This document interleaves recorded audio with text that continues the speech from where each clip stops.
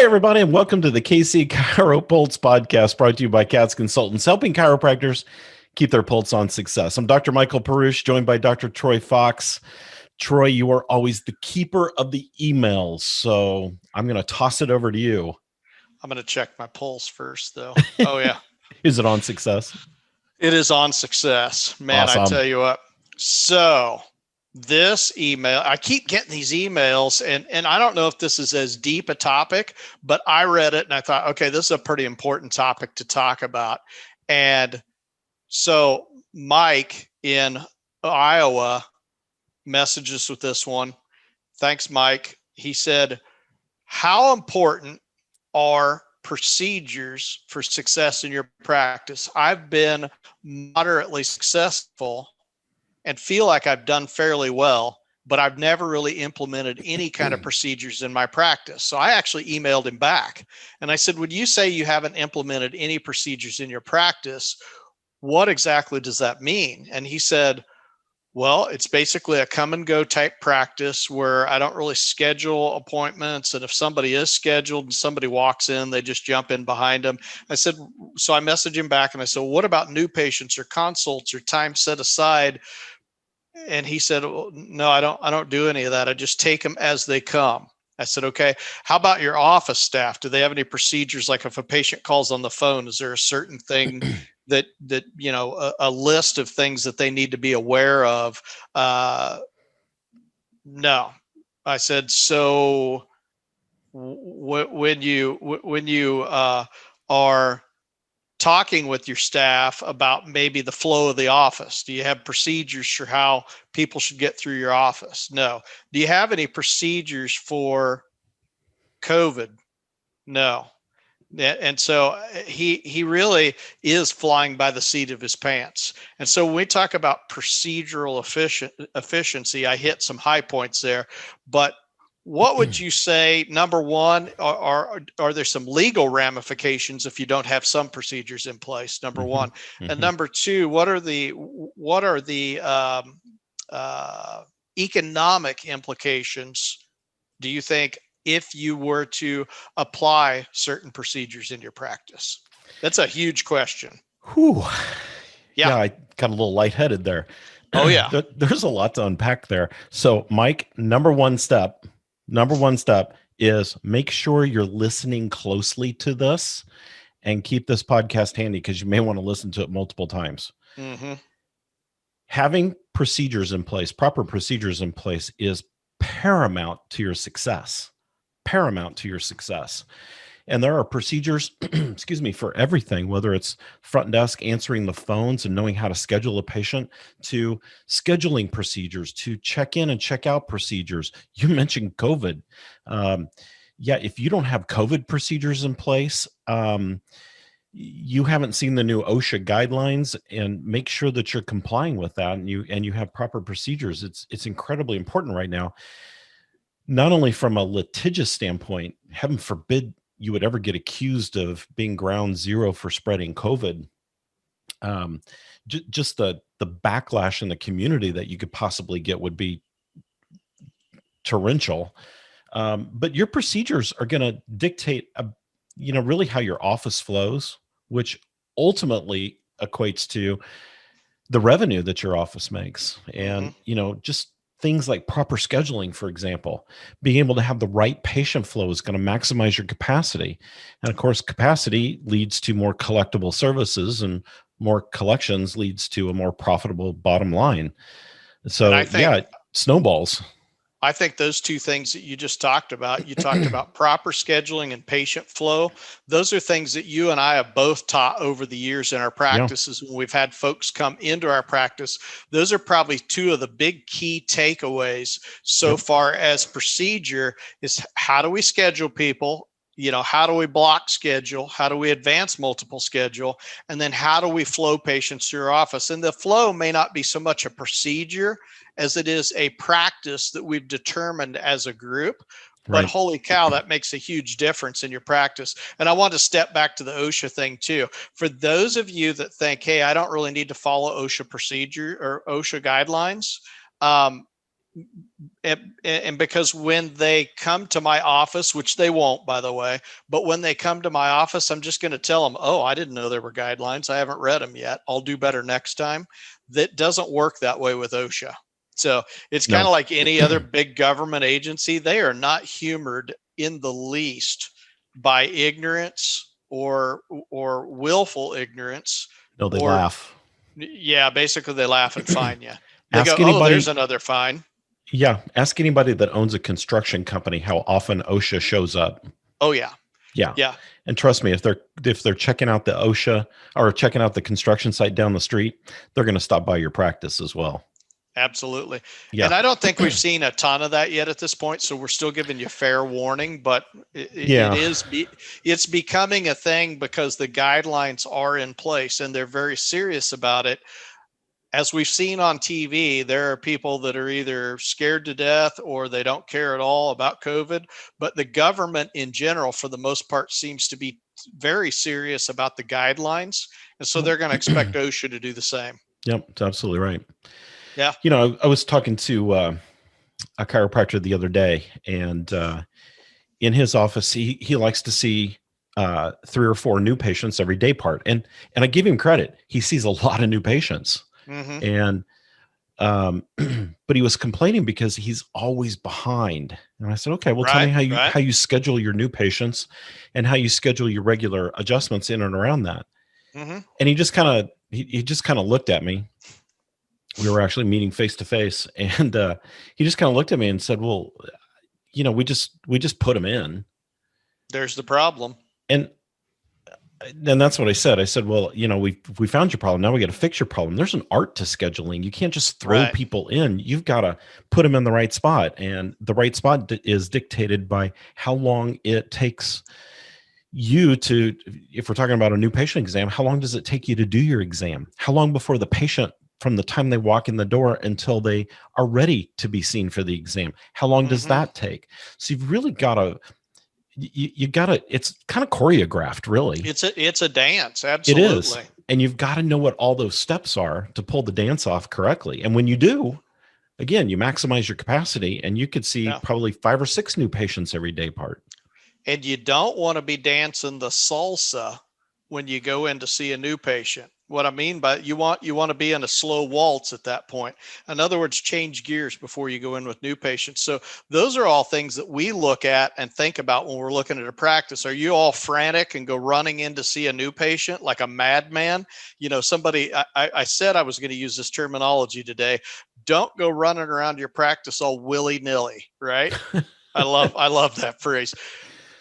You can't go in with a new patient with this frantic, crazy attitude, or either A, they're going to go, oh my gosh, that guy is clinically insane, or B, he didn't have time to listen to my problem because he was so frantic when he came through the door. And we've all met with a doctor like that at one point or another, whether they either ignored us because they were so preoccupied with what was around them, or they were in such a big hurry they didn't listen to us. And you want to talk about indignant and angry? That's me when I get in that situation. I'm sure it is you too. So we want to switch gears. Adjusting time is a time to be high energy, ready to go, ready to work with your patients, staying on schedule, getting your patients in and out of there so they can go on with their lives. It's not about you. You want to think it's about you. I'm trying to stay on schedule because I want to go play golf at 5:30, or I want to get out of here to go have lunch with my spouse or whatever. It's actually about your patients. You made a promise to them that you would get them in and out of the office in a certain amount of time. So do that. And then when it's time to go in with a new patient, take a deep breath, look at the patient file, and remind yourself to drop back into second gear. Slow down, walk in. Hi, Mary Sue. So good to see you today. I've taken a look at your chart. Why don't you tell me in your own words what's going on today? Yep. And then you relax and let the patient talk. And if you have proper procedures in place, then chances are you're not running behind and you're not frantic, and you remember to shift down into second gear when it's time to go in with that new patient. Or you know, think about your front desk person. You know, they wear a lot of hats. They have a lot of tasks to do, and they're trying to balance and juggle and greet patients coming in and check patients going out and schedule. And then the phone rings. And if they don't have proper procedures in place, they're going to answer the phone differently every single time. And chances are every single time it's not going to be as good of a conversation as it should be. And Right. you wind up just creating a lot of tire kickers and phone calls that don't turn into scheduled patients. So your procedures are, I mean, we have to do 10 podcasts to go through all the procedures for success Right. that it takes. But, and if you're a client, of course, you can plug in to all the videos and webinars and seminars and virtual seminars and things that we put on, because we always include things about procedures because they're so important. And here's a little side note real quick that a lot of doctors miss is, as your practice grows, your procedures have to change and grow with you. Mm-hmm. The old procedures don't work anymore. And we've all seen this happen. We get to a place where we're really growing, but all of a sudden everything's just off tilt and it's not working anymore. We hear this all the time. We get calls about this all the time. Hey, Mm-hmm. I've got another coach and I've been doing their procedures now for 4 or 5 years, and bam, all of a sudden it's just not working anymore. It's because it's not growing with you. You got to be able to have the foresight and the wherewithal to change those procedures over time as you grow. And I want to throw this in too, because this seems very rigid and stiff when we talk about procedures. We're not talking about you using a verbatim sheet that you read off of. What we're talking about is a well-coached team that takes the tools that are in front of them and uses the same way every time, but Yep. may change that for each patient. We talked with Marissa a while back, and Marissa was talking about a doctor's visit that her daughter went to, and she had told the doctor that her daughter had been under chiropractic care just a couple of weeks ago. Or actually she told All the of her front desk life. all of her life, but the last visit had just been a couple of weeks prior to that. And so the front desk, instead of taking a well-laid plan from a coaching standpoint, went verbatim off the sheet and started asking questions about, have you ever seen a chiropractor before? So that's called scripting. That really is not a procedure. That's a script. And we don't want to go off a script. We want to go off a procedure. So I don't want you guys to think this is rigid. What it is a well-laid plan for success. That's And right. that's really where we want to take you. I mean, scripting works to get people kind of in the right verbiage and the right frame of mind when they're talking, but eventually it needs to be conversational. You wouldn't call your best friend and read off of a script, hey, I'm going to the pool today, would you like to go with me? You just call them and chat with them, but you already know up here kind of what you're going to say. So Yeah, and we're talking about procedures, and you mentioned scripts, and it made me think of this. Scripts are great for training mhm, until you get that conversational component down. right. And training seems to kind of be this elusive thing, and I get it. You Yeah, have a busy practice and you're trying to get great outcomes for patients, and you do, and that's a great, and there's not a lot of time left over for the other stuff. That's right. okay. Number one, why you need a coach, but we lose sight of the importance of training. So don't think of yourself as a doctor right now. Think of yourself in a little bit more broad term. You're a professional, right? You're a Hmm. professional. You have a professional level degree. You provide a professional level of service. Think about other professionals. Think about a football team, a professional football team. They're professional, right? They're at that level where they're professional. Do they train? Oh, good Lord, do they train Hmm. constantly all year round, even in the off season? They're constantly training. And why is that? Because they're always, number one, trying to get better. They're trying to keep themselves in the game. And all the other professionals around them are training. And if they don't train, they're going to get flattened Right. out on the football field. And Yeah. we have to think of our practice the same way. We've got to train. We've got to constantly be getting better. And we have to train as a team with our staff, because guess what? The chiropractor down the street, he's training too. So Oh you yeah. always got to stay one step ahead. This is why procedures are so important. So you should be constantly monitoring and perfecting and improving your procedures along the way. That's how you get to the level of success. So speaking of that, since all these professionals are getting coaching, if people want to reach out to you, How do they do it? What does it look like? And before you answer that question, if you have a question you want to ask us to talk about, Troy@catsconsultants.com, Troy@catsconsultants.com. Dr. Yep. Peruich, how do they reach out if they want a consult to find out if coaching is going to be helpful for them? Super simple. catsconsultants.com, top right corner, schedule a consult. You click on that, you'll go to my calendar. You can schedule directly with me. Schedule a 15-minute call or a 30-minute call. Let's talk about your practice. Let's talk about what we can do to help you. If we can, great. If we can't, that's great too. I'm always happy to talk to doctors out there and find out what they're doing and how their practices are going. So super simple, catsconsultants.com, top right corner. Phone number's on there as well if you want to just call us. But I would suggest just schedule a time. Let's chat. Talk is cheap. It's free. Seriously. We just enjoy talking to doctors out there. So pretty easy. You can also connect with us on Facebook, Cats Chiropractic Consultants.